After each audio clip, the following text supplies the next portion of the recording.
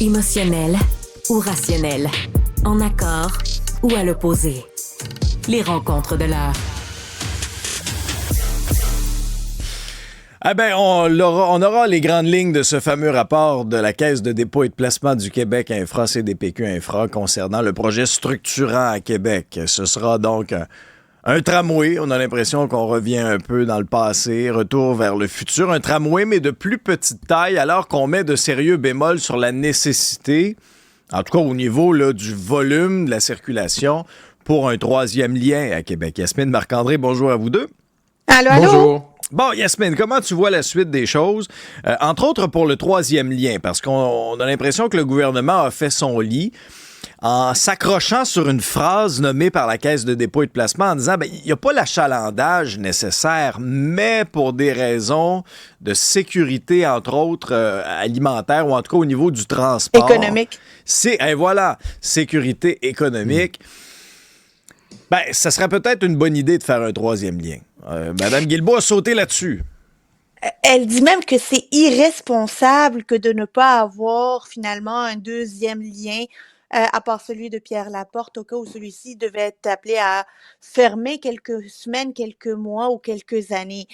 Je veux bien, mais est-ce que Madame Guilbeault est en train de nous dire qu'elle était irresponsable en avril 2023 lorsqu'elle disait qu'on n'en a pas besoin? Puis Karine Gagnon, ce matin, là, notre collègue au Journal de Québec, elle est partie réécouter là, les réponses de Madame Guilbeault lorsqu'elle a déplugué le troisième lien. Elle disait qu'on a un programme très, très rigoureux d'inspection sur les deux ponts. J'en parle très souvent avec mes ingénieurs et on est correct avec le pont La Porte pour plusieurs décennies et qu'elle ne s'inquiète pas de l'état du pont. Les ponts sont sécuritaires, les ponts vont durer longtemps. Alors, il n'y avait pas ce sentiment d'urgence, l'irresponsabilité qui était exprimée en avril 2024. Là, on dirait que quelque chose s'est passé en 12 mois. Tout le monde va s'accrocher à ça aujourd'hui. Là, j'imagine que quand Mme Guilbeault va être questionnée, on va lui dire qu'est-ce qui s'est passé, pourquoi c'était pas irresponsable il y a un an, pourquoi c'est irresponsable aujourd'hui. Et j'espère que les réponses vont être convaincantes. Le troisième lien, là, il y a bien du monde qui sont d'accord. Québec a besoin d'un troisième lien qui relie les centres-villes à centre-ville. Il n'y a pas, pour moi, là, je pense qu'il y a une unanimité là-dessus. Est-ce que le besoin d'achalandage d'aujourd'hui le justifie? Peut-être pas, mais il y a d'autres éléments qui militent en faveur d'un troisième lien.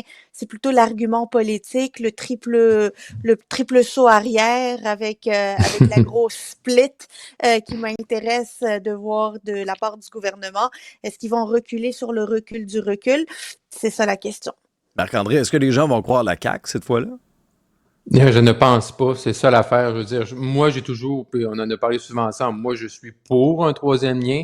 Quand moi, là, tous les jours, là, je pars de Charlebourg, je m'en vais au centre-ville, il y en a du trafic, là. Est-ce que c'est comparable à Montréal? Peut-être pas, mais il y en a du trafic, tout est congestionné, tout le monde est pogné sur de la capitale, tout le monde se dirige vers l'ouest, vers les deux ponts. C'est sûr, les deux ponts étaient là. C'est sûr que quand tu regardes l'achalandage, il n'y a pas personne présentement qui reste à Lévis qui cherche une job à Beauport, puis il n'y a pas personne à Beauport présentement qui cherche une job à Lévis, là, parce que c'est l'enfer, là. Ça te prendrait quasiment 2 heures, 1h30, 2 heures, là, avec le trafic actuel. Fait que ça, c'est clair. Que présentement, ça n'existe pas. Mais si tu mets un troisième lien, ben, les gens de Lévis vont commencer à chercher peut-être du travail ou vont accepter un poste dans l'est de la ville de Québec. Puis tu sais, quand on parle d'achalandage sur le pont Pierre-Laporte, je regardais les derniers chiffres, là, on est au-delà, là, en termes de passage journalier, on est au-delà des chiffres qu'on avait avant la pandémie. Puis déjà, le pont Pierre-Laporte, il y a environ 129 000 passages journaliers. Puis c'est un pont qui est conçu pour 90 000. Là. Fait que, tu sais, moi, là, ça me fait rire qu'on dit qu'il n'y a pas assez d'achalandage. Là. C'est quoi vos chiffres, là? Sur quels chiffres vous vous basez? À un moment donné, ça prend des faits, là. Puis venez vivre un peu à Québec, là, puis vous allez voir un peu la dynamique, là.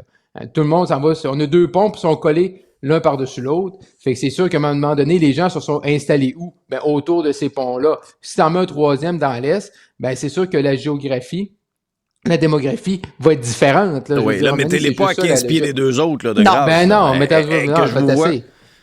Puis là, tout le monde, on essaie tous de voir, tu sais, Mme Guilbeault hier, là. Je veux dire, il y a une affaire, tu sais, Yasmine, tu disais à juste titre, qu'est-ce qui s'est passé en 12 mois? Une chose, Jean Talon. Fait que là, Jean Talon est arrivé, ils ont perdu la partielle, puis là, ils ont changé leur fusil d'épaule sur le troisième lien, puis là, ils veulent en faire un. Mais le problème, puis ce que je chante depuis 24 heures, c'est que les gens ici à Québec Ah ouais, la CAQ nous ramène ça, là. Tu sais, les gens pour, là, des gens pour, c'est, ah oui, si vous pensez vraiment que cette fois-là, on va vous croire, là. Les gens ont été vraiment, tu sais, chat échaudé, craint l'eau froide, là. C'est exactement ça le sentiment présentement à Québec. Encore une fois, vous allez nous promettre un troisième lien, puis là, cette fois-là, ça va être vraiment la bonne, là. Les gens sont très sceptiques, là. Mais Yasmine, l'argument économique, je le comprends quand même pour Oui. être à Québec à chaque fin de semaine. C'est vrai que s'il y a un problème sur le pont Pierre-Laporte, Mhm. ça peut pas être détourné sur le vieux pont de Québec. Et il faudrait passer par le pont La Violette, qui est à Trois-Rivières, à quoi, Ah, 140 un petit km détour? de là. Un petit détour? Un petit détour, vous allez me dire, et ça fait pas de sens. Non, c'est évidemment que ça fait pas de sens, mais on est ici dans de la gestion de risque. Hein. On est purement dans de la gestion de risque. Quelle est la probabilité que ça arrive? C'est ça la question qu'il faut se poser. Est-ce que c'est pour bientôt? Est-ce que c'est quelque chose de lointain? Est-ce qu'il y a possibilité de réfléchir à d'autres solutions? Tu sais, il y a d'autres réflexions à faire. C'est de la gestion de risque. Ça peut pas être l'argument. Tu peux pas justifier finalement, tu sais, on n'est pas en train de parler de on peut pas avoir un tunnel parce que, en passant, quand on allait avoir un tunnel, on pouvait pas avoir de transport de marchandises parce que ça pouvait pas avoir d'allure. Puis là, ensuite, ils l'ont transformé pour le transport en commun. Il allait pas plus y Mhm. avoir de transport de C'est marchandises vrai. quand il allait avoir le transport en commun, là. Ça tient pas, là. Les arguments ne tiennent pas. Est-ce que c'est un problème qui doit être réglé par un troisième lien? Est-ce que la sécurité économique est tellement un gros argument que c'est le seul qui puisse justifier de troisième lien? Moi, je ne pense pas que c'est leur argument le plus solide. Honnêtement, je ne le crois pas. Je pense que l'argument le plus solide, c'est que la ville, le Québec métropolitain doit se doter d'accès au-delà de ce qu'on appelle la tête des Mhm. ponts, là, le spaghetti de l'entrée, et qu'un troisième lien est nécessaire pour relier les deux rives.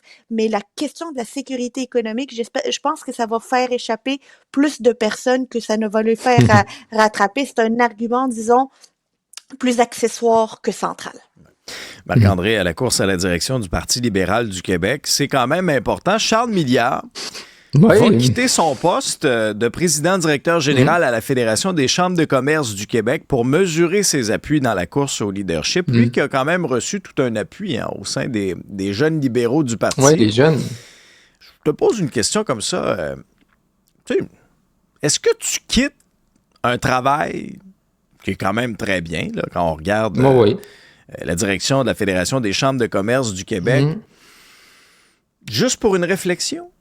Ou ton idée est pas Non. mal faite? Non, non, non. Son Je sais idée pas. était faite. Puis on avait M. Milliard hier au bilan, puis là, notre collègue Paul Lara qui a posé la question, puis là, tu sais, il dit, je suis pas là pour faire des annonces, puis j'étais en réflexion. Non, je pense que la réflexion est finie. Ça fait plusieurs semaines que son nom circule. Après ça, on a vu ce qui s'est passé là, du côté de Bromont lors du conseil du PLQ en mai. C'est pas du hasard, là. Je veux dire, M. Milliard le savait là, que ces 80 jeunes-là allaient sortir, savait exactement comment tout ça était orchestré. Là. Il n'y a pas de hasard. Puis là, c'est pas M. Milliard qui s'est levé le samedi matin. Mon Dieu, j'ai 80 jeunes qui sont derrière moi puis qui demandent là, ma venue dans la Quelle course. belle Il surprise. savait. Non, c'est ça. C'est zéro surprise. Il savait. Je pense qu'il fait les choses dans le bon ordre. Il ne pouvait pas rester comme PDG là, de la FCCQ encore très longtemps. Tu peux pas être, tu sais, c'est une organisation qui est importante, qui fait beaucoup de relations avec le gouvernement, qui est beaucoup dans les médias, qui est beaucoup en train de revendiquer, de représenter ses membres. Tu peux pas être en réflexion, te préparer pour la course, puis en même temps représenter ton organisation. Fait que ça, je pense qu'au niveau de la séquence, il a fait la bonne chose, M. Milliard, de se retirer. Puis c'est quand même un gros, en bon québécois, c'est un gros guess, là, de se retirer à ce moment-ci. Là, tu tombes demain matin, t'as pas de salaire, là. Parce que c'est T'as pas juste de à salaire. l'été, c'est juin 2025, Marc-André. Hein, Ouais. Le 14 juin, la course, là. Fait que là, il est parti. Mais ça va mettre de la pression quand même sur les autres, de dire, OK, là, si M. Milliard se prépare, moi, qu'est-ce que je fais, là? Ça va peut-être accélérer la réflexion là, des autres candidats potentiels. Là. Toi, Yasmine, as-tu l'impression effectivement que ça va avoir l'effet un peu boule de neige, puis il y a peut-être d'autres noms qui vont se concrétiser? Ben, c'est sûr que ça va mettre la pression parce que si lui, il se libère de ses responsabilités à titre de président directeur général pour sillonner les routes du Québec puis aller à la rencontre de ceux et celles qui pourraient prendre une carte de membre au moment où il va annoncer sa candidature, ben, c'est qu'il prend des longueurs d'avance. C'est ça, là, je suis pas mal sûre que les autres candidatures savent ça puis ils se disent, comment gérer ce risque-là. Faut dire que M. Milliard a aussi un enjeu de notoriété, comme bien des candidats d'ailleurs qui On sont l'a vu dans en le dernier lice. léger. Oui, puis Ouais. il doit être connu et la meilleure manière pour se faire connaître, c'est pas à rester comme président-directeur général. Mm. Là, tu sais, ça te permet pas nécessairement d'augmenter ta cote de popularité. Il doit pouvoir se libérer de ces responsabilités-là pour faire plus de médias partisans, se faire connaître et plus se cacher, quitte à continuer à dire qu'il est en réflexion, parce que rappelons-le, il peut pas dire qu'il y va tout de suite, parce que dès le moment où il le dit, la machine, tout ce qu'il Mm. dépense devient une dépense électorale. Donc, il Mhm. doit maintenir ce flou-là jusqu'au moment où il veut officiellement se lancer dans la course. Et c'est une technicalité qui est majeure lorsqu'on gère une course au leadership, là, tu sais. On veut pas commencer, tu sais, aujourd'hui, cet été, il va pouvoir sillonner le Québec en payant de ses poches. S'il annonce aujourd'hui qu'il est candidat, il pourra pas le sillonner en payant de sa poche. Il va devoir, toute dépense, être déclarée au directeur général des élections. C'est ça la différence. Il veut se libérer de ça. Je pense que c'est une bonne idée. C'est une bonne nouvelle pour lui, ça. Et Marc-André, M. Coderre, ce sera une stratégie différente parce qu'il va nous confirmer ça dans les prochains jours. Le 21 juin, 21 Journée juin. nationale des peuples autochtones. Il va venir ici, à Québec. Moi, je l'invite encore s'il peut se présenter comme candidat dans Charlebourg. On va l'accueillir. C'était pas Lévis? On va bien le recevoir. Ben là, moi, je pense qu'il va être sur la Rive-Sud. Là. Mais là, faut, avec M. Il va prendre le troisième lien. Ouais, c'est ça. Faut lire entre les lignes. Moi, je l'invite dans Charlebourg. Tu sais, Jonathan Julien contre Denis Coderre, me semble. Je tends la main. Ça serait bon. Comme ça. On pourrait l'accueillir. Puis en plus, le tramway va arriver dans Charlebourg. Là. C'est pas fantastique. Vrai, tu vas avoir un tramway?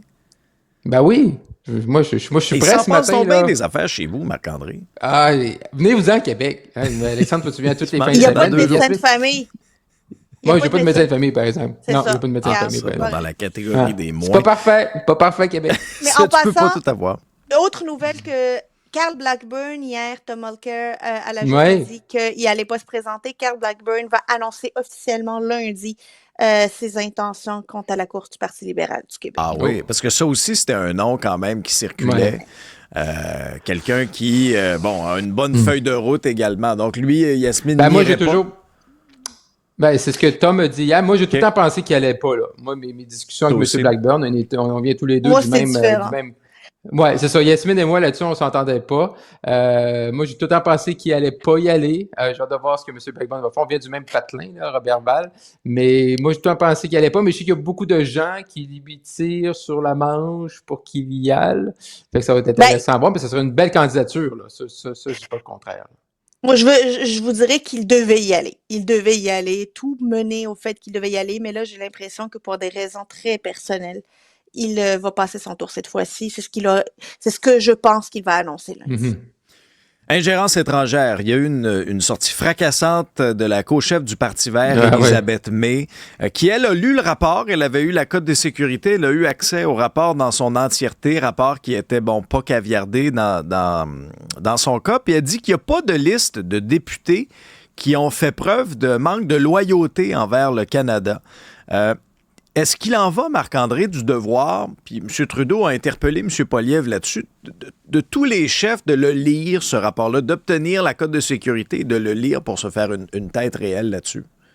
Oui, mais Mme May n'a pas compris c'est quoi un rapport secret. Quand tu demandes une cote de confidentialité, elle a fait un point de presse, elle a tout dit. Oui, mais là, c'est ça. Moi, je vois des gens, puis là, M. Trudeau, hier, l'a applaudi, puis dit les d'autres devraient faire ça. J'ai même vu des gens dans d'autres médias dire la même chose. Mais je veux dire...